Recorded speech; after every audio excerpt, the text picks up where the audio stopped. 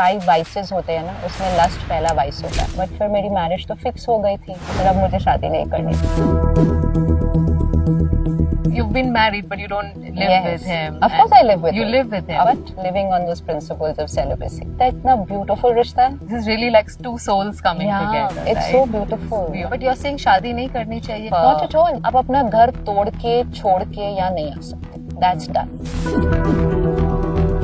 I did my engineering. Then I started teaching there. My mother started going to the center. तो वो बार-बार बोलती थी, चलो. I was not interested. So there was this tussle going on between me and her. So I left the course midway. मैं कहा मुझे नहीं करना ये. इनको तो आता ही नहीं है. मैंने अपने फादर को बोला, मम्मी को भी मत जाने दो, जगह ही ठीक नहीं है. But I just said, फिर से करके देखना है. अच्छा. जर्नी स्टार्ट हो गई.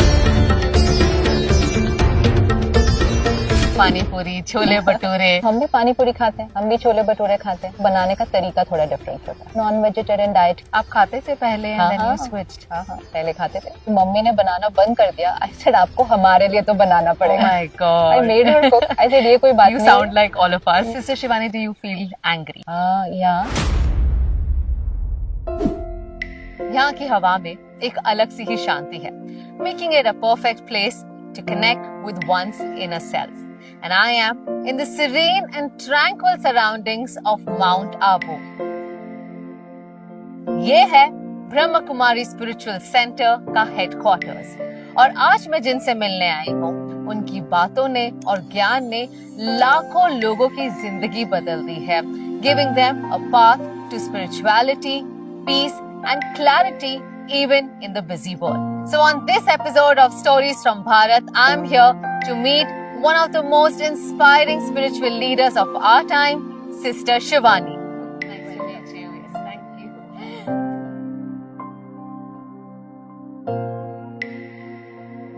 Om Shanti. Shanti ji, welcome to mount Abu. Thank you. It's such a beautiful place, I have to say. तो आप आते रहते हो यहाँ पर? यहाँ पे तो हाँ, ऑलमोस्ट हर 1-2 महीने में एक बार. और जहाँ नेचर है, प्रकृति है, it will definitely feel different.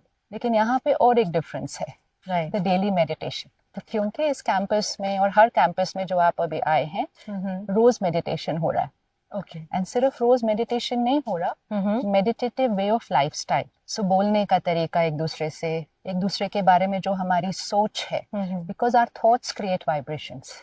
30 years पहले ये एक बैरन जमीन थे, declared barren by the government, कि यहाँ कुछ नहीं उग सकता है, और इसीलिए बहुत सस्ती कीमत में मिल गई, क्योंकि यहाँ कुछ नहीं उग सकता था. So this land was not going to be used by anybody. आज देखो, after that it got an award for paradise of Rajasthan. Wow. Because of meditation. ये जो हाँ हम हैं, ये है Gyan Sarovar. It's called academy for a better world. ये अकेडमी है, ये बनी है 1995-96 में. यहाँ पे एक ऑडिटोरियम है 2000 सीटिंग कैपेसिटी का, एंड बाकी एक ट्रेनिंग सेंटर है जिसमें छोटे फॉर ट्रेनिंग रूम्स है, accommodation for about 400-500 people, and dining hall, cooking. यहाँ कुकिंग भी सात्विक होती है, तो वो खाने का भी वाइब्रेशन पर असर पड़ता है.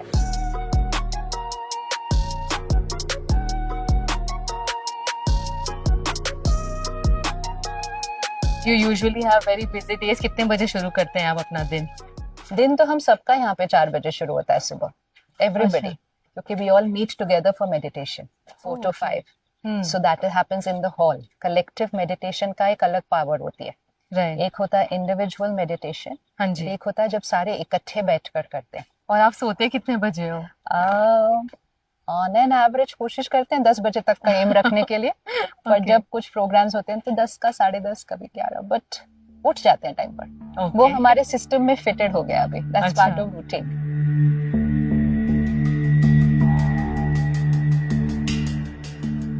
Sister Shivani would love to know what has been your journey. आप पुणे में रहते थे, एक busy city में, and how was your childhood like? Childhood अभी इतना पुरानी बात हो गई है ना. We are talking about 40, 45, 50 years back. I did my engineering.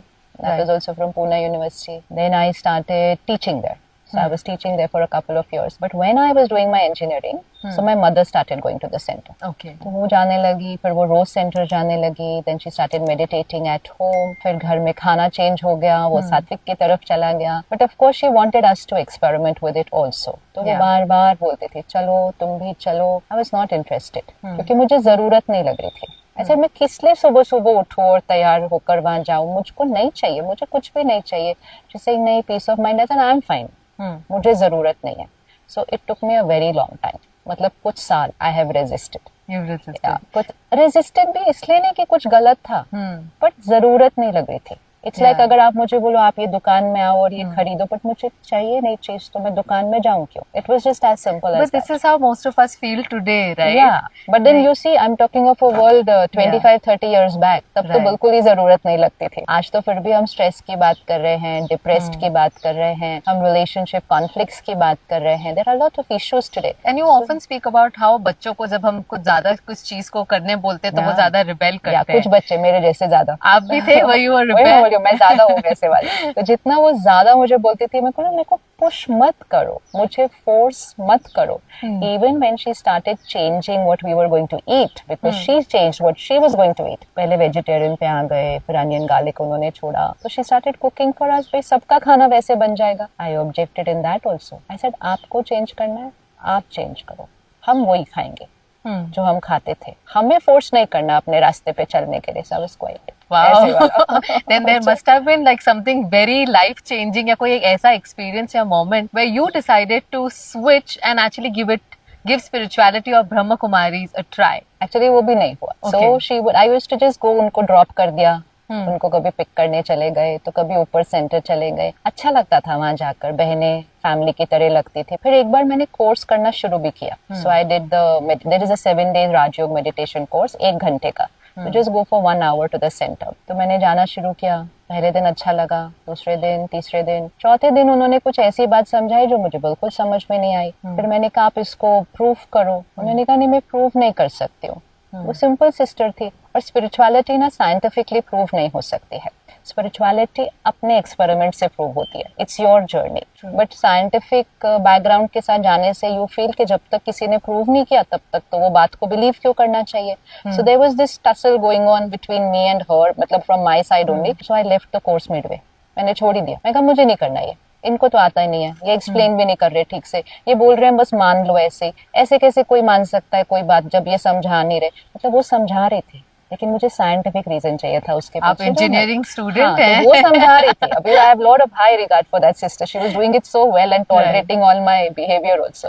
तो मैंने उसको छोड़ दिया। और इतना छोड़ा कि मैंने अपने फादर को बोला मम्मी को भी मत जाने दो, जगह ही ठीक नहीं है। Let it be, don't tell her to go over there. ऐसे क्या बोल रहे हैं वो कहते हैं परमात्मा पढ़ाते, कैसे पढ़ाते, कैसे। सो यू नो, वो एक बचपन की ऐसी वाली बातें, using too much your logical mind and not thinking, not pausing to introspect. तो वो तब की आदतें थी। She could not push me any more after that. तो जब मुझे जाना होगा मैं जाऊंगी, मुझे कुछ नहीं बोलना। But then what happened was she continued on her journey. और अब मुझे ये लगता है, मैं हर पेरेंट को ये बोलती हूँ कि बच्चों को पुश नहीं करो, लेकिन अपनी जर्नी को बहुत ब्यूटीफुली कंटिन्यू करो। आपकी जर्नी आपकी वाइब्रेशन बनती है और आपकी वाइब्रेशन सब पे असर कर देती है। तो she continued her journey, she was cooking for अस। तो आई अंडरस्टैंड वाइब्रेशंस अफेक्ट करता है। और एक दिन मैंने ऐसे ही बोला, फिर मैं कहा मुझे फिर से कोर्स करना है, आउट ऑफ नोवेयर। मैं आज भी अगर मैं रुकती हूँ, मैं बोला what made me say that? Nothing, influence of vibration. So you also have to be open to receive. So sometimes if you're hard, somebody's vibration soften you. वो वाइब्रेशंस लॉजिक पर भी काम कर जाते हैं, क्योंकि वाइब्रेशन जाकर आपके सॉफ्ट पार्ट को, आपके इंट्यूशन पार्ट को ओपन कर देती है। तो मैंने खुद ही बोल दिया। लाइफ में तब भी कोई प्रॉब्लम नहीं आई थी, बट आई जस्ट सेड फिर से करके देखना है। अच्छा। बस फिर से करके देखा। हाँ, सुना, सुनते सुनते सब अच्छा लग रहा था, सही लगने लग गया, जर्नी स्टार्ट हो गई। अच्छा, कुछ हुआ ही नहीं dramatic. You also were on the path of getting married when you decided not to, and then you eventually did. If you can take us through that also. Yeah, so I was already engaged in that year, and not that there's anything with getting married, but it was my normal decision. But at the Brahma Kumaris, when you want to practice soul consciousness, celibacy plays a very important role in that. It really helps you. जो 5 vices होते हैं ना, उसमें lust पहला vice होता है. So it's काम, क्रोध, लोभ, मोह, अहंकार. So lust is the first vice. उसके ऊपर बाकी सारे vices आते हैं. So if you want to finish those vices and rise in your vibration, you have to finish the first one. तो वो मुझे पहले से ही पता था, but फिर मेरी मैरिज तो फिक्स हो गई थी, और फिर मुझे वहां जाके अच्छा लगने लग गया। और उस साल के अंदर I came here also to Mount Abu. Okay. So I came here that took it to another level altogether. So I said नहीं, अब मुझे नहीं करनी. I said अब मुझे शादी नहीं करनी. Now I really want to live this life. You know, it just again कुछ हुआ नहीं था. It just कई बार जिस कोई चीज ऐसे coming from within क्लिक हो जाती है कि नहीं बस this will not be right. ये करना ठीक नहीं होगा. Because फिर मेरी पूरी जीवन है ना उसके बाद. Arranged marriage हो रही थी आपकी? हाँ, my husband's mother had come to our place, but we knew each other, but it was arranged, it was fixed. But it was just 2 months left for the shadi. And you realized this? Yeah, it was in November. I had to get married in January, and everything was fixed and distributed, and everything was done. But I just said like, nahi. Again, there also I became very ziddy कि नहीं, मुझे नहीं करनी है. But then Vishal, who's my husband now, he said ऐसे नहीं करते. सब fix हो गया ना, सबको सब कुछ पता है. That's it. बस चुप करो, आराम से करो, lead your life. And I got married in January. And that's now going to be 28 years. You've been married, but you don't live with him. Of course I live with him. You live with him? Of course. But you practice celibacy? Right from day one. Wow. Right from day one. Of course I live with him. I live at home. But living on those principles of celibacy. People have such a big myth in this world. कि ये रिश्ते के लिए वो चीज इतना beautiful रिश्ता है, इतना ब्यूटीफुल रिश्ता है, मतलब सच्ची में मैजिकल रिश्ता. Absolutely, this is really like two souls coming together. It's right? so beautiful. मतलब that. इतनी अच्छी हार्मनी क्रिएट होती है. पता नहीं लोग, that's what you know, vices आपके माइंड के ऊपर इतना हावी हो जाते हैं कि आपकी सोच बिल्कुल एक अलग डायरेक्शन में चली जाती है. Now that we are looking at what is going on now, right. तो now to that lust it is not remaining only in that one relationship. अब तो because वो एक addiction है ना, बिल्कुल वो एक addiction है. और जितनी soul power कम होती जाती है, आपकी वो एडिक्शन आपके ऊपर हावी हो जाती है. बिल्कुल. तो फिर लॉयल्टी का कॉन्सेप्ट, ट्रस्ट का कॉन्सेप्ट, वही अब हिलता जा रहा है.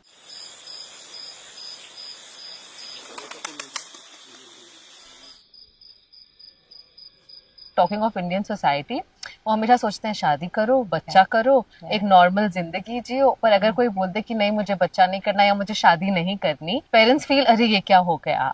Even if it is on the path of spirituality. Yes, we see it every day. We see it every day. You have to see from the parents perspective also. कई बच्चे बहुत कैरिड अवे हो जाते हैं. शुरू में आते हैं, आए, बहुत अच्छा लगा, कहा नहीं नहीं हमको शादी नहीं करनी, हमको यहीं रहना, ये करना है. पर थोड़े साल के बाद अपनी जर्नी पर ठीक से फोकस नहीं किया. फिर ना यहाँ फिट हो रहे थे, ना बाहर जा रहे थे. फिर डिसकंटेंटमेंट आ रही थी, क्योंकि जब तक आप डेली स्पिरिचुअल प्रिंसिपल्स और वो मेडिटेशन नहीं करेंगे, यहाँ कंटेंटमेंट नहीं आएगी. और अगर यहाँ से नहीं आई, फिर बाहर की खींच आएगी. कुछ तो चाहिए ना हमें दोनों में से. फिर वो जब एज क्रॉस कर लेते हैं, फिर वो अपने पेरेंट्स को जाकर कहते हैं अब हमें शादी करनी है. तो वो पेरेंट्स के लिए डिफिकल्ट हो जाता है. So we understand the perspective of every parent, क्योंकि आप समाज में सुनोगे कि भाई इनका बच्चा गया, ऐसे हो गया.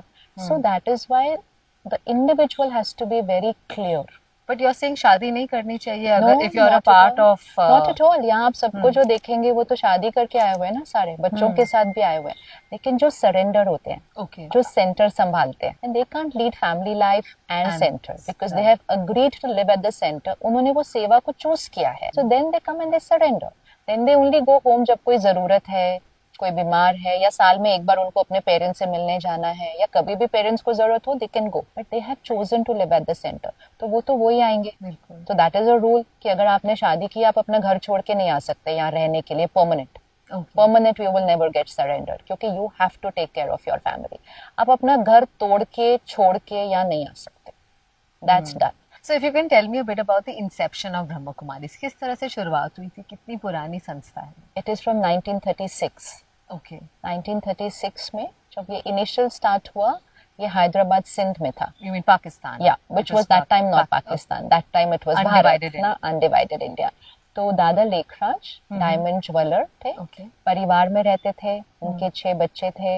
As was around 60-65. Very very prosperous. He was dealing with kings and queens of that era उस समय के. बट बहुत धार्मिक भी थे. उन्होंने अपने जीवन में 12 गुरु किए थे.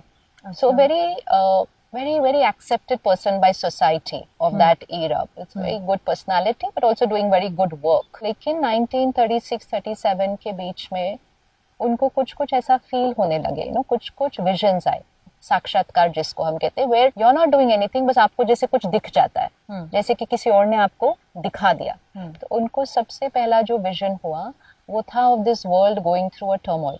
तो उनको विजन दिखाई दिया of war before the Japan Hiroshima attack. He got a vision of war where there was like total annihilation. He got a vision of natural calamities. And he got a vision of civil war, which means religion based war. धर्म के नाम पर युद्ध. वो इतना उनको ऐसे दिखाई दिया कि उनको लगा ये दुनिया खत्म होने वाली है. तो उन्होंने लगा फिर मैं क्यों काम कर रहा हूँ, मुझे ना अभी इसी में लग जाना चाहिए कि मैं अपना चिंतन करूँ, परमात्मा को याद करूँ, दुनिया तो खत्म होने वाली है. तो उनको एक वैराग्य आ गया, जैसे detachment, everything is coming to an end. वो बनारस चले गए, अकेले रहने लगे, थोड़े दिन के लिए चिंतन करने लगे, मैं आत्मा हूँ, मैं आत्मा हूँ. He was working on himself. फिर उनको एक और साक्षात्कार हुआ, और वो साक्षात्कार था एक बहुत खूबसूरत दुनिया, देवी देवताओं की दुनिया, जिसको हम सत्युग कहते हैं, वो दुनिया. और उनको ये एक आवाज आई कि ऐसी दुनिया बननी है. So it is not that the world is coming to an end, the world is going to go through a transformation. फिर एक दिन वो गुरुजी के सत्संग में बैठे थे, और उनको फिर ऐसा कुछ फील हुआ, वो उठ के अपने कमरे में चले गए. तो उनकी बहू उनके पीछे गई कि ऐसे तो डिसरिस्पेक्ट है, गुरुजी के सामने से उठ के चले गए सत्संग में, कुछ तो हुआ होगा. She went and she stood there. बहुत रेड लाइट सी थी कमरे के अंदर, और उनको फिर से एक आवाज आई. तो वो आवाज परमात्मा अपना परिचय दे रहे थे, जैसे उनको ज्ञान स्वरूपम शिवोहम शिवोहम, प्यार स्वरूपम ए शिवोहम शिवोहम, आनंद स्वरूपम शिवोहम शिवोहम, ऐसे आवाज आने लगी. और उनको बहुत वो ज्योति का साक्षात्कार हो गया. उन्होंने ये बातें शेयर करनी शुरू की. पहले फैमिली के लोग सुन रहे थे, फिर आस पड़ोस के कोई सुनने आ गए. अब जो सुनने आते थे ना, उनमें से भी बहुतों को साक्षात्कार हो जाता था. साक्षात्कार बहुत सालों की तपस्या के बाद किसी को होता है, और यहाँ आते ही हो रहा था. बच्चों को हो रहा था, बहनों को हो रहा था, जो आ रहा था. ये उस टाइम की बात है, Sindh, where mostly it was Sindhi community, right, and many of the men folk were out for business to other countries. तो बहनें ज्यादा थी जो शुरू में आई थी, भाई भी थे. He became the instrument. कि परमात्मा ने उनको यूज करके ना सुनाना शुरू किया. तो लोग आने लगे, सबको अच्छा लगने लगा. तो वो सत्संग बनता गया. ओम ध्वनि करते थे शुरू में, तो उन्होंने उसको ओम मंडली बोल दिया लोगों ने कि ये ओम मंडली है, ये ओम ध्वनि बहुत अच्छे करते हैं. सत्संग चल रहा था. फिर एक थोड़ा सा फेज आया जब परमात्मा ने उनके द्वारा कहा कि काम विकार पर जीत पानी है अगर सत्युग बनाना है. सत्युग पवित्रता की फाउंडेशन पर सेट होगा, तो काम विकार पर जीत पानी है आत्मा को शुद्ध पवित्र बनाने के लिए. तो घर में झगड़े होने शुरू हो गए, बहुत सारे झगड़े शुरू होने हो गए. हम 1937 की बात कर रहे हैं. उस टाइम कौन बहनें अपनी मर्जी को एक्सप्रेस कर सकती थी कि this is how I want to live. तो किसी बेटी ने कह दिया मैं शादी नहीं करना चाहती, किसी पत्नी ने कह दिया I will not indulge in this any more. So there was lot of problems in lot of families. मतलब बहुत ही कुछ हो गया. फिर तो तब बहुतों को चेन्स में बांध करके रखा गया, बहुतों के ऊपर झाड़ फूक किया गया कि जरूर ये हिप्नोटाइज होकर आए हैं, इनकी हिम्मत कैसे हो रही है हमारे से ऐसे बात करने की. और इतना सब करने के बाद भी ये वहां जाना चाहती है. इनको 4-4 दिन खाना नहीं दो, फिर भी ये भागकर वहां जाना चाहती है. वहां जरूर कुछ जादू हो रहा है. फिर ब्रह्मा बाबा के ऊपर अटैक हुआ. फिर जहाँ वो थे उस बिल्डिंग को जलाने की कोशिश की गई. फिर कोर्ट केसेस बहुत चले. 300-350 लोग कराची चले गए साथ में. 14 साल तपस्या की, 14 years. कुछ नहीं पता दुनिया में क्या हो रहा है. अपनी जर्नी. बहनें ज्यादा थे उसके अंदर, भाई कम थे, बट टोटल 300-350 के बीच में 14 साल सोल कॉन्शियसनेस की प्रैक्टिस एंड मेडिटेशन. इतने में भारत आजाद हो गया और पार्टीशन भी हो गया, बट ये वहीं थे और बिल्कुल सेफ थे अंदर. 3 years after Bharat became independent, 1950 में शिफ्ट हुए. Everything is happening as per जो सिग्नल परमात्मा से मिलता है. तो परमात्मा ने कहा अब आपकी फाउंडेशन सेट हो गई है, अब आपकी तपस्या से आपने अपनी, अब आपको ये देने जाना है सबको. तो फिर 1950 में वहां से माउंट आबू आ गए. छोटे छोटे 2-2 बहनों का ग्रुप बनाकर अलग अलग शहरों में गए. कोई दिल्ली जा रहा है, कोई बॉम्बे, कोई बैंगलोर, कोई लखनऊ. जाओ, अभी जो सीखा ना इतने साल, अभी सबको सिखाओ. तो वो 1952 से स्टार्ट हुआ. आज 2024 में 137 कंट्रीज में बहुत सारे सेंटर है. आप बॉम्बे में रहते हैं ना, जितने आपके लोकल ट्रेन के सेंटर स्टेशन है उतने सेंटर है. Wow. So a journey from nothing to spread all over the world.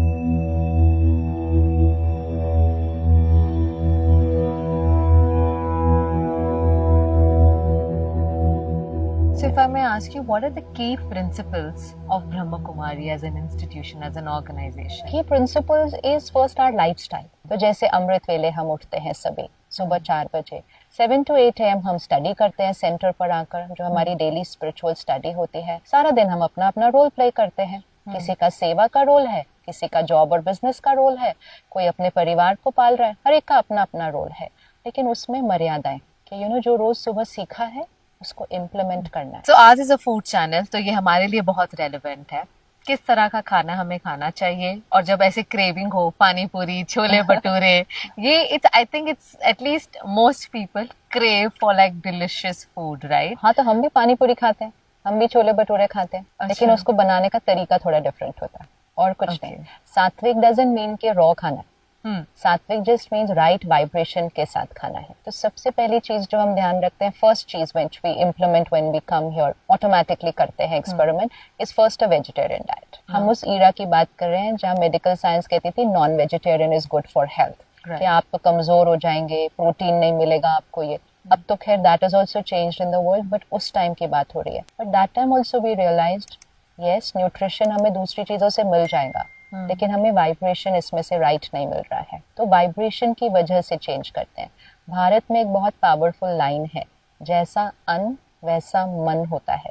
It is not जैसा अन्न वैसा तन होता है। Even in the west they say you are what you eat, but when we hear you are what you eat, we think we are talking about the body, that you are what you eat. It's not you are what you eat, it's you are what you eat. तो non vegetarian diet की vibration क्या होगी? आप खाते थे पहले? हाँ, and then you switched? हाँ, यस, पहले खाते थे, बहुत खाते थे। That's what I said ना। Yeah. जब मेरी मम्मी ने बनाना बंद कर दिया, I said आपको हमारे लिए तो बनाना पड़ेगा। तो she said मेरा बनाने का मन नहीं है, तुम कहीं से भी और लेकर तुम खा लो। I said आपको हमारे लिए बनाना पड़ेगा। And I made her cook. Oh my God. I made her cook. I said ये कोई बात नहीं। You sound like all of us. Yeah, I made her cook. I said आप ऐसे नहीं कर सकते हो, आपको नहीं खाना है, आप नहीं खाओ। But हम क्यों बाहर का खाएं, हम घर का खाएंगे जो हमें आदत है। So she did it. But that is all that helped us on this journey. I really feel कि if that day she would have been like very, मैं नहीं करूँगी, मैं ये नहीं करूँगी, we would have all got put off. Vibrations is what I then understood कि slaughterhouse की energy क्या होती है। हर animal pain में है, there is death every day around.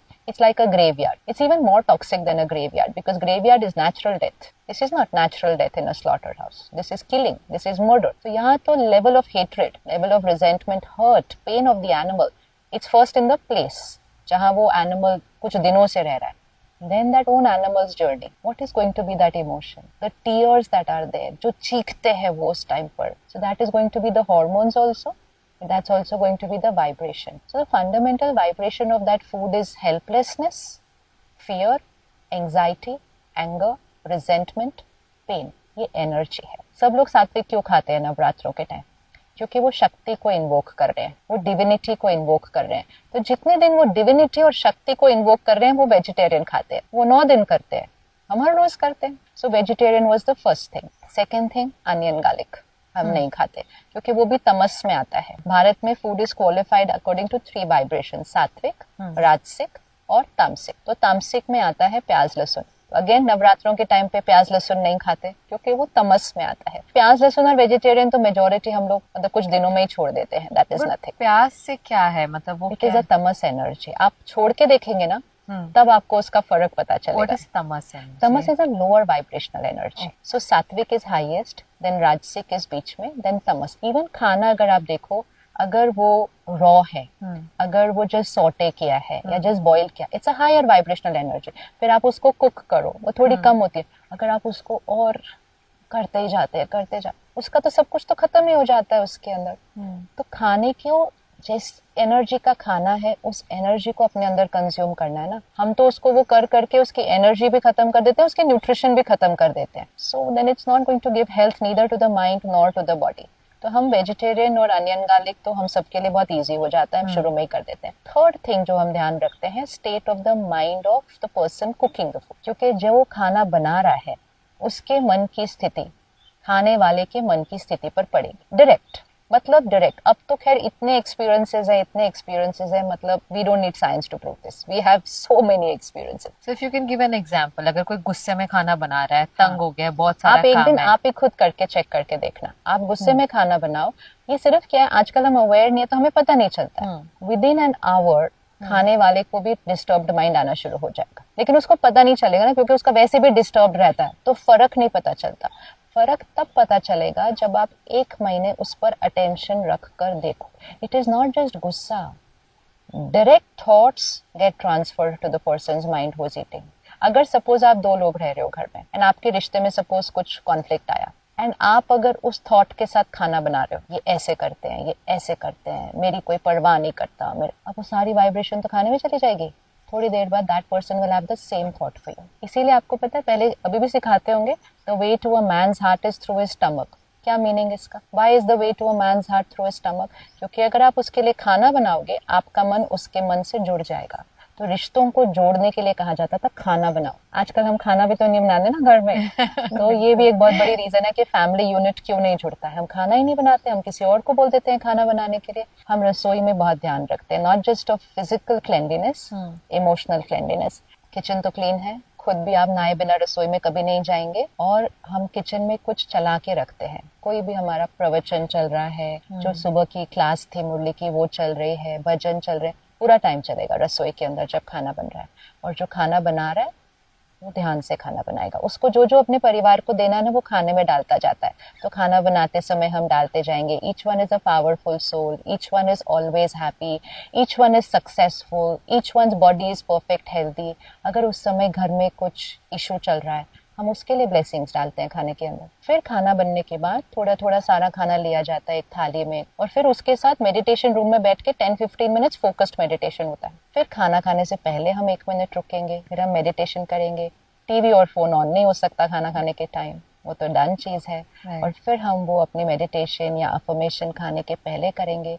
और पूरा टाइम खाना खाते समय कोई गलत शब्द नहीं बोल सकते, कोई प्रॉब्लम नहीं डिस्कस कर सकते, कोई नेगेटिव कॉन्वर्सेशन नहीं. वैसे ही नहीं होनी चाहिए खाने के टाइम, बिल्कुल नहीं. Because food is absorbing your words, food is absorbing your thoughts, and then that will become more of your thoughts and words. So if I'm discussing a problem while eating, very soon that problem will intensify on my mind because it has come through the food.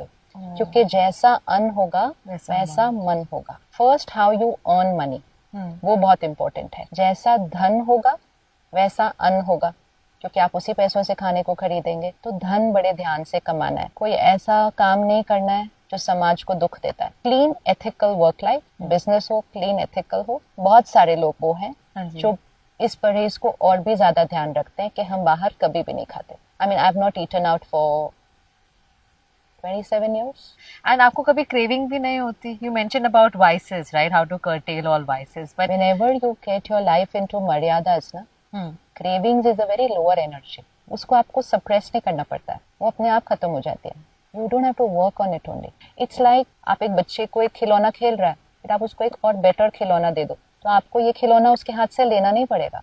वो खिलौना तो उसको ही नहीं पता चलेगा उसने कब छोड़ दिया. Alcohol, smoking, some even drugs, within a month छूट जाता है. But you know, I'm sure you would have heard of terms like YOLO. सुना है आपने? नहीं. YOLO is you live only once. हाँ, you only live once. अरे all the more important. अच्छा, आपने मुझे नया वर्ड सिखा दिया. And then if you live only once, वो लाइफ कैसी होनी चाहिए? क्या वो लाइफ सिर्फ खाने पीने कपड़ों के अराउंड रिवॉल्व होनी चाहिए? वो तो आपने बहुत ही लोअर पर्पस अपने लिए दे दिया, बस खाना पीना कपड़े पहनना घूमना. Is that the purpose? और ड्रग्स और alcohol. Is that the purpose of life? नहीं, आपका पर्पस ऑफ लाइफ इतना नीचे नहीं हो सकता. एंड मोस्ट इम्पोर्टेंट, आपका पर्पस ऑफ लाइफ वो चीजें नहीं हो सकता जो आपको मन को गुलाम बना रही है. See, when you take up any substance, which then becomes an addiction, फिर तो आप चाहे भी तो वो आपसे छूटता नहीं है. So it becomes an addictive personality. आज ड्रग्स एंड अल्कोहल छोड़ो, हम अपने फोन से अडिक्टेड होकर बैठे हैं. लोग सुबह सुबह एक कप चाय का पीते कहते चाय के बिना मेरा नहीं चलता, कॉफी के बिना मेरा नहीं चलता. चाय कॉफी पियो, but you can't live your life saying इसके बिना मेरा नहीं चलता, which means you are saying you're dependent on a cup of tea. But now we have high rise depression issues. We are having anxiety, panic attack in school children. Parents को कैसे लगता है जब एक स्कूल का बच्चा कहता है मुझे कल एग्जाम नहीं देना क्योंकि मुझे पैनिक हो रहा है, मुझे एंग्जाइटी हो रही है. These are all because of addictive personality. तो क्या ये खुशी है जब आपको पैनिक अटैक हो रहा है? ये खुशी है जब एंग्जाइटी हो रही है? ये खुशी है कि जब आप एक व्यक्ति के बिना जी नहीं पा रहे, आप कहते मुझे जीना नहीं है इसके बाद? ये कौन सी लाइफ है? दूसरों के लिए तो कुछ नहीं कर पा रहे. Your purpose of life is not to do for anything. You are not even able to take care of your self. If you are believing that you have only one life, then use that life for a higher purpose. और जब आप अपनी life को एक higher purpose के लिए लेके जाते हैं ना, लोअर चीजें आपके इर्द गिर्द आपको याद भी नहीं रहती, पड़ी हुई होंगी भी ना। If suppose you are wearing fake jewellery right now, चलो example, and then somebody comes and gives you a solitaire, giving up that fake jewellery is an effort after that? नहीं, आपको पता भी नहीं चलेगा आपका वो इयरिंग कहाँ पड़ा। You won't even know because you got something higher. So life is not about these trivial things. Most important, खाओ जो खाना है खाओ, लेकिन इसके गुलाम नहीं बनना, because then it's really it is going in a different, because अब तो पिछले कुछ सालों से that spiral has just suddenly start going down. 2 साल पहले तक once a year I will meet a parent who says my child has committed suicide. This year on an average one every month I have met, every month, and this is a wake up call. And you know कौन सी as? 14 साल, 15 साल, 16 साल। School के बच्चे कैसे बताते हैं पता है? स्कूल से आया, बैग रख दिया सोफे पे, ऊपर चला गया, जंप कर दिया, देखा कुछ हुआ था, पता ही नहीं हमें तो कुछ। What life are we talking about? You know how difficult it is for a parent to live after that. वैसे किसी का बच्चा चला जाए तो जीने का कोई मायने रखता, लेकिन जब बच्चा खुद चूज करता है ना जाना, एक दूसरे का चेहरा देखने का मन नहीं करता उनका, क्योंकि वो एक दूसरे को ब्लेम करने लग जाते हैं। अभी थोड़े दिन पहले बच्चे ने कुछ ऐसे किया था, पेरेंट्स ने डांट दिया थोड़ा सा, हमें तो कितनी डांट पड़ती थी, मार भी पड़ती थी। या I think that was it kept us stronger actually. अगर देखा जाओ ये बड़ी फ्रेजाइल पेरेंटिंग हो गई है, थोड़ा डांट दिया। Like disappointments and rejections are not a part of growing up anymore. Yeah, so that is why it's making us fragile. तो फिर हमारे पास resilience नहीं बचती जब कोई ऐसे डांट दिया, the child went up and jumped out and he's no more. Now what are the spouse, what are they going to do to each other? तुमने बोला क्यों ऐसा? तुम चुप रह जाती थोड़ा, आपने ऐसा क्यों किया? How will they live? अगर हम आज भी नहीं इसको wake up call करते कि हमारी शक्ति घटती जा रही है, तो ये बढ़ता जाएगा। तो हम कैसे करें, बच्चों को कैसे स्ट्रॉन्ग बनाएं? पहले खुद को, मेरी मम्मी ने खुद को किया, मुझे नहीं कर पाई वो, लेकिन खुद को करने से सारे हो गए। You know vibration, the parent has to take charge. खिलौने हमारी जनरेशन को मिले थे सबसे पहले, पहला फोन, पहला लैपटॉप, इंटरनेट, ये सब आज इज द जनरेशन। जब नए नए खिलौने मिलते हैं ना बच्चों को, तो वो खाना पीना पढ़ना सब छोड़ देते हैं। That is how we did. So responsibility is not of children, responsibility is of parents. You can't go back to your child and say start meditating from tomorrow. वो नहीं करने वाले। You won't go back and tell them stop using your gadgets for so often. No, do it. As a parent, we need to do it. घर के environment को change कीजिए, vibration को change कीजिए। खुद peer pressure का victim मत बनिए। खुद late night parties, mother father both drinking. क्या है, क्या vibration और क्या example तो set करेंगे? At least we grew up where one parent was drinking, the other one was fighting. झगड़ा ही होता था घर में, नहीं पीना। We grew up believing that it was wrong.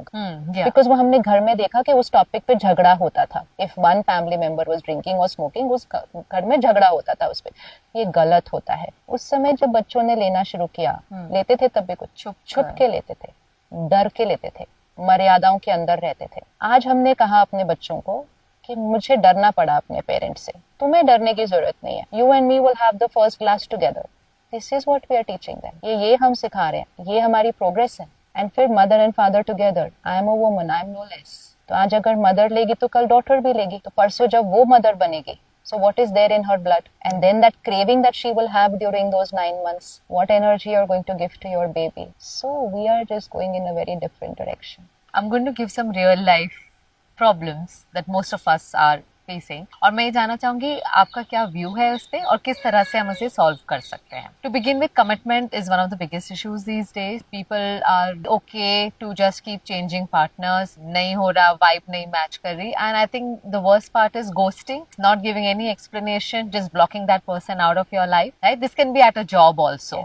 अपने बॉस को कुछ बताया नहीं, बस जॉब छोड़कर चले गए, next day don't show up, block this number. Because the one who was blocked will feel like a victim, but actually the one who has blocked is the victim. कि वो जिनका हमें लग रहा है ना उन्होंने हमारे साथ गलत किया, सबसे पहले तो वो बहुत कमजोर है, उनके पास शक्ति ही नहीं है, उनके पास इतनी भी ताकत नहीं है कि वो आपसे आकर बात कर सके, एंड ऑफ कोर्स उनके पास इतनी ताकत नहीं है कि वो इस रिश्ते को निभा सके। रेजिलियंस नहीं है। यू सी, जैसे हम कपड़े चेंज करते हैं ना, जैसे हम खाना चेंज करते हैं, ऐसे हमने इधर भी कर लिया। इट इज जस्ट अ संस्कार। And that sanskar gets tired of just clothes new and food new. Now what new? So partner new, job new. पहले job commitment used to be such a big thing कि join भी इधर किया था, retire भी इधर किया था। अब तो they will say how funny you still in that same job, इतने 4 साल हो गए तुम अभी तक। सो सोसाइटी कैसे बात करती है ना, जो हम बात करते हैं वो नॉर्मल बन जाता है। अभी हमने नॉर्मल कह दिया कि कुछ सालों के बाद तो चेंज करना ही होता है, अगर आप नहीं चेंज कर रहे हो then you are not normal. तो अगर किसी ने हमें छोड़ा है तो फिर शुक्रिया करो अपने कर्मों का कि जल्दी कर दिया। This person was anyways not committed to you even while they were with you. But most important is you build your resilience. Don't hold hatred for that person because that person is emotionally weak. So let's say I do this to you. Suppose I block you. I'm emotionally weak. अगर आपने मेरे लिए hatred पकड़ी या मेरी वजह से hurt पकड़ा, so you've also lowered your vibration. I'm तो already lowered because of whatever. You've also lowered. And if you are also at my same vibration ना, अब हम बिना बात के एक दूसरे से भी इमोशनली बहुत एंटेंगल हो जाएंगे। It's like Covid, I have that virus, you distance yourself. Distance physically तो मैंने ही कर दिया, आपको वाइब्रेशनली डिस्टेंस करना है। Take charge of yourself immediately, just say it's okay, karmic account closed, just radiate blessings to that person instead of radiating pain, instead of feeling I am the victim. जितना आप उनको दुआएं भेजोगे, उनके लिए meditate करो, उनके लिए प्रे करो, जितना करोगे आपकी एनर्जी क्या होती जाएगी ऊपर। You will be healing yourself actually. आप अपनी भी हीलिंग कर दोगे, आप उनसे वाइब्रेशनली डिस्टेंस हो जाओगे, उनका पेन आप तक नहीं पहुंचेगा, लेकिन आपकी शक्ति उनको भी हील कर देगी और आपका कार्मिक अकाउंट बहुत प्यार से क्लोज हो जाएगा। हमारी इतनी प्रैक्टिस होती है सोल कॉन्शियसनेस से कि when someone leaves the body also, you know, even if a parent loses a child, इतनी प्रैक्टिस है कि उस टाइम मेडिटेशन करना है for that soul who has left, because that soul is starting a new journey. रो के उनको नहीं भेज सकते, उनको दुआओं के साथ भेजना है, उनको शुक्रिया के साथ भेजना है, उनको ना अपनी नई जीवन के लिए बहुत सारी ब्लेसिंग्स के साथ भेजना है। So death is a very different thing over here. The vacuum will always be there, I will miss that family member, but miss them with gratitude and love and blessings, not with pain and grief. So it heals the people left behind, but more important, it heals the soul who moves forward. And यहाँ हम कहते हैं वापस आ जाओ। कैसे चले गए, हमारे बारे में नहीं सोचा, आपको मेरे लिए वापस आना ही पड़ेगा। फिर कुछ कुछ कनेक्ट करने की कोशिश करते हैं with those souls. To think that soul has moved forward. They probably entered the womb of a mother. And यहाँ से हम उनको खींच रहे हैं. And we are saying, I cannot live without you. I will die without you. So much turbulence over there. So the ability to let go, even in this situation. बाकी ये किसी ने छोड़ दिया, उसको तो दुआएं देके भेजना बहुत आसान है। जो हुआ हमारे लिए, वो हमारे लिए सही हुआ, ये हमारा मंत्र है। And it always works. If I say मेरे साथ गलत हुआ, मेरे साथ उन्होंने गलत किया, फिर मेरी एनर्जी गलत गलत का मंत्र ही बोलती रहेगी। But if I say जो हुआ, इसमें मेरे लिए कल्याण था, ये बात मेरे अच्छे के लिए हुई है, and I send blessings to them, and फिर आप अपने जीवन में अच्छा होता हुआ देखता जाए। लेकिन उसके जाने के बाद आप अपने साथ क्या करते हैं, वो आपकी डेस्टिनी डिसाइड करता है, सामने वाला नहीं। डेस्टिनी आपकी हमेशा लिखी हुई होती है या आप आकर यहाँ डेस्टिनी बनाते हैं अपनी? डेस्टिनी आत्मा के कर्मों से बनती है। और इसी जन्म के इसी जन्म में होते हैं? नहीं, इट्स लाइक आज आप ब्लू साड़ी में, मैं व्हाइट साड़ी में हूँ, आप और मैं मिल रहे हैं, हम बातें कर रहे हैं। सपोज हमारा कोई डिफरेंस ऑफ ओपिनियन हो गया, हमारा आर्ग्यूमेंट भी हो गया, हम अपने अपने घर चले गए। Next month again I meet you, आपकी ड्रेस डिफरेंट होगी, मेरी भी ड्रेस डिफरेंट होगी, लेकिन पिछली बार हमने आर्ग्यू किया था, तो नेक्स्ट मीटिंग पर उसका असर पड़ेगा ही पड़ेगा। ड्रेस चेंज हुई, इसी तरह शरीर चेंज होता है सिर्फ। The body is also just a costume. ये चोला है बोलते हैं ना इसको, चोला है मतलब ये कॉस्ट्यूम है। Karmic account is between I the soul and you the soul.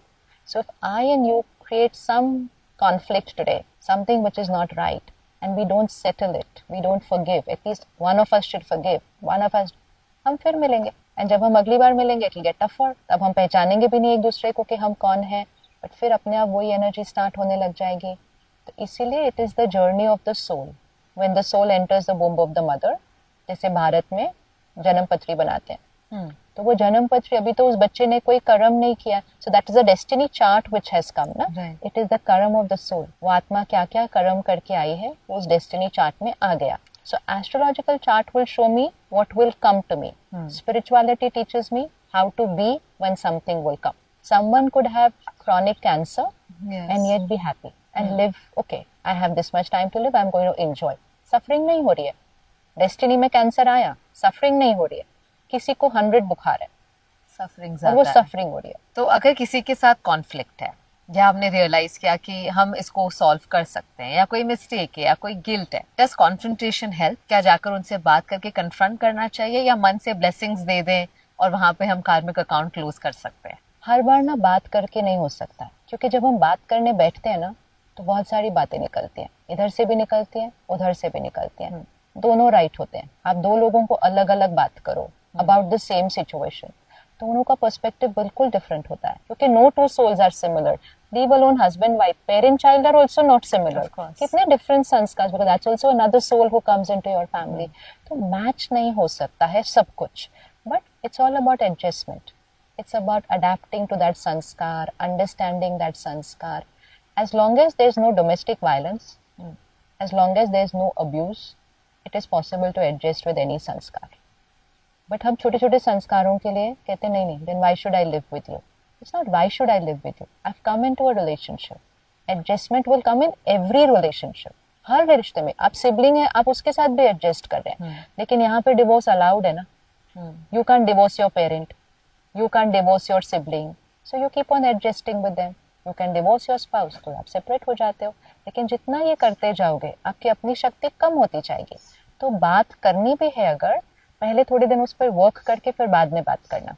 दो सिनेरियोज होते हैं, एक एम्प्लॉयर का होता है और एक एम्प्लॉई का होता है. Now if an employee is doing something and the employer wants to give feedback, okay, you said आप अपने आप में बदलाव लाओ, but that's not possible when you're working in a corporate culture. Right. Feedback देना, feedback can also be looked at criticism by the employee. In that case, how does one create a healthy work culture? A work culture is first the vibrations that we have for each other. तो आपको feedback देना है, पहले आप अपने यहाँ को change करिए. हम यहाँ से क्रिटिकल फीडबैक दे रहे हैं, फिर यहाँ से हम जाके बड़ी मोटिवेशनल बातें करते हैं उनके साथ. It doesn't work. So the foundation of any relationship is what we are thinking of the other person. Everything will crumble if we are not thinking right. Even if we are speaking right, working right, living right, if we are not thinking right, it's fragile. The foundation is fragile. Any button and everything will start crumbling. तो अगर हमें feedback देना भी है, which is important because आपको discipline लाना है, आपको transformation लाना है, and आपको productivity लानी है. सबसे पहले you highlight what is the good about the other. That's a system that's used here. Look at this campus and every center. ये तीनों campus मिला के 2000 लोग रहते हैं कम से कम, या 1500 तो रहते ही हैं. Mostly young. They've been here for 20-25, आज 45-50 तक भी पहुंच गए हैं. पूरा दिन सेवा कर रहे हैं, घर छोड़कर आए हैं, पैसे नहीं मिलते, कोई सैलरी नहीं है, कोई प्रमोशन नहीं है, कोई हायरार्की नहीं है. इतने सालों से रह रहे हैं, खुश लग रहे हैं चेहरों से. मोस्ट इम्पोर्टेंट, इतना खुश लग रहे हैं कि जो लोग यहाँ आते हैं उन्हें खुशी मिल जाती है. This is also culture only ना. If someone can remain motivated without salary, without appreciation, time ही नहीं है किसी को जाके रोज रोज अप्रिशिएट करने का. पूरा दिन तो हर एक अपनी सेवा कर रहा है. तो भी आज भी मुझे सुबह कोई मिला, कहते ये चला कौन रहा है, ये अपने आप कैसे हो रहा है सब कुछ, क्योंकि नीचे भी इतना सब हो रहा है, अपने आप कैसे हो रहा है. We can't see people who is getting it done. Self motivation, self motivation. There is no one supervising the other person. तुमने काम किया, तुम्हें पता है वो करेगा, पता है वो करेगा. पर्पस है. So the organization should have a very good purpose, even if it's corporate. It should have a very good purpose. Treat them like family. Don't treat them like employees. Even if they are not treating you like family, you first treat them like family. Create that bonding. Don't use them only as a means of you earning money. They are your family. आज उनका भी एक परिवार है घर जाके. आप उनको देर देर तक घर जाने नहीं देते. पहले घर जाने के बाद भी आप उनको काम से छोड़ते नहीं हो. What culture have you created as the owner of the business house? Are you taking care of your people? It has to first go from the leader. It has to go from the parent to the child, from the leader to the team. Not like this. It's like this. It's always going to go like this. बच्चों में कुछ लाना है, parent को करना है. Team में कुछ लाना है, लीडर को करना है. So we will keep trying कि हम आपके वर्क के तरीके को चेंज करें. किसी दिन आप फिर भी नहीं कर सके तो भी हम बहुत प्यार से बात करेंगे और कहेंगे बहुत कोशिश की, लेकिन we are not working together now. नहीं कर पा रहे. Maybe you want another kind of a workplace, but it's never going to get bitter. कड़वाहट नहीं आती है. So कोशिश पहले करते हैं खुद, the leader. Then talk to the team. And third, even if we reach a stage, don't make it bitter. Just say maybe you need another place. Maybe we are not what you are looking for. And that's also fine. But that dignity which remains in that whole process, that is the culture. Work culture is not that people will always be with you, especially in this era where people are just leaving. Work culture is the dignity and the vibrations you maintain in that team. And don't expect everyone to have that vibration. You are the parent. You keep nurturing the children. आप leader ऐसे ही नहीं बने. Leader is not just because you invested the money and you started the business. Leader is because you are the elder. आप बने. Parent बनकर चलो. बस बच्चों को पालते जाओ. कुछ बच्चे आज्ञाकारी बनेंगे, कुछ बच्चे मस्ती वाले बनेंगे, लेकिन सब अपने बच्चे हैं. बिल्कुल. और फिर कोई बच्चा अगर घर छोड़ के कहीं जाना जाएगा तो उसको भी दुआओं के साथ भेज देना. बिल्कुल. Sister Shivani, do you feel angry? Do you get angry? Yeah, but it's changed a lot. पहले में और अब में obviously बहुत फर्क है, लेकिन अभी भी बहुत चेकिंग करनी है उसके अंदर भी. It gets subtle. पहले it would be like this, then it will be in words, then it will be in behavior, then it will be in the thoughts. Now you want to finish it from the thoughts also. So anger की परिभाषा बदल जाती है. The meaning, it will not be what it was 30 years back. It will not be what it was 5 years back. It should not even be what it was last month. So it just gets deeper and deeper. And most important, blame किसी पे नहीं करना. गुस्सा किया भी तो I know it's my mistake. Irrespective of what the other person has done, I should have not reacted. वो याद रहता है ना, जल्दी से ठीक हो जाता है. Last question, what is the ideal world as per you? आप क्या एस्पायर करते हैं? कैसी हो ये दुनिया? ये दुनिया तो बहुत ब्यूटीफुल होने वाली है. एस्पायर है ही नहीं, ये तो हमें सच पता है कि ये तो होना ही है. The world is going through a very big change. जो बाबा को साक्षात्कार में 37 में दिखाई दिया, वो अभी हमें दुनिया में दिखाई दे रहा है कि it is all happening. लेकिन it's going to go through a change. That is certain. पिछले साल प्रधानमंत्री जी ने क्या कहा था जनवरी 22 को? राम राज्य आना है. तो राम राज्य आना है मतलब हम सबको राम राज्य लाना है. दैट इज दैट सत्युगी दुनिया. सत्युगी दुनिया means every soul is pure, every soul is divine, every soul is like this, not like this. ये तो क्रिएट होना ही है. It's 100% certainty. इसमें कोई डाउट नहीं है. Entire civilization will be of a giver. Entire civilization will be of purity and power. तो वो दुनिया तो आनी ही है. It is certain. हम सब वही पुरुषार्थ कर रहे हैं. आप सब भी शुरू कर लो. बिल्कुल. Sister Shivani, it's been wonderful talking to you. बहुत अच्छा लगा आपसे बात करके. Thank you so much. शुक्रिया. ओम शांति. Thank you so much.